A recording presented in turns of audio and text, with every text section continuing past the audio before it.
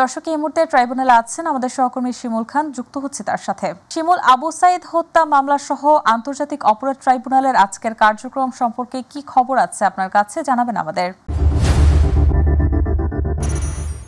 সাহিলি, আপনাকে ধন্যবাদ। আমি রয়েছি আন্তর্জাতিক অপরাধ ট্রাইব্যুনালে।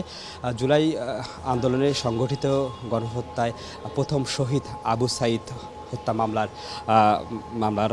মামলার আনুষ্ঠানিক অভিযোগ গঠনের শুনানি আজ অনুষ্ঠিত হবে।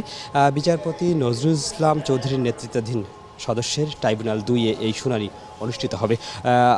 সেই মামলায় গ্রেপ্তার আছেন বেগম রোকেয়া বিশ্ববিদ্যালয়ের প্রক্টর শরীফুল ইসলাম, বরখাস্ত হওয়া 2 পুলিশ সদস্য আমির হোসেন ও সুজন চন্দ্র রায় সহ 6 আসামি। এর মধ্যে 4 আসামি অভিযোগ নিয়েছে।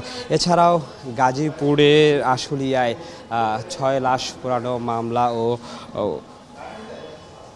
লক্ষ্মীপুরে 4 আগস্ট সংঘটিত মানবতাবিরোধী অপরাধের শুনানিও আজ ট্রাইব্যুনাল 2-এ অনুষ্ঠিত হবে। এই 3 মামলায় আসলে 17 জন আসামিকে এই আন্তর্জাতিক অপরাধ ট্রাইব্যুনালে কিন্তু হাজির করা হয়েছে সকালে। এরপরে আসলে প্রসিকিউটরের যারা সদস্যরা রয়েছেন এই শুনানির হওয়ার পরে গণমাধ্যমের সাথে বিস্তারিত কথা বলবেন। তারপরে হয়তোবা আমি আপনার সঙ্গে পরবর্তীতে যুক্ত হয়ে আপনাকে বিস্তারিত আপডেট জানাতে পারবো।